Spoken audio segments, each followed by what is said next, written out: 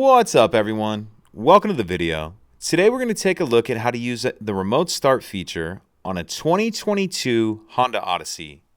So taking a look at the key fob for our Odyssey, this button right here, that kind of almost full circle, it says hold on it, that's going to be the remote start button.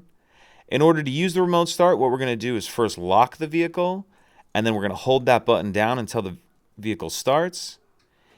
If you're somewhere where you can't see or hear when the vehicle starts, what I would recommend is to press the lock button and then just hold that button down for about 5 seconds. This will run for 10 minutes before turning itself off. If you want to extend the runtime another 10 minutes while it's running, press the lock button and then the remote start button again. Before we'll be able to drive the vehicle as normal, we'll need to unlock the vehicle, get in, and then just as you normally would to start, press the brake in, stop start button, and now you'll be able to drive as normal.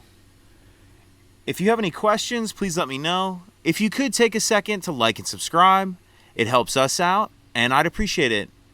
Thank you.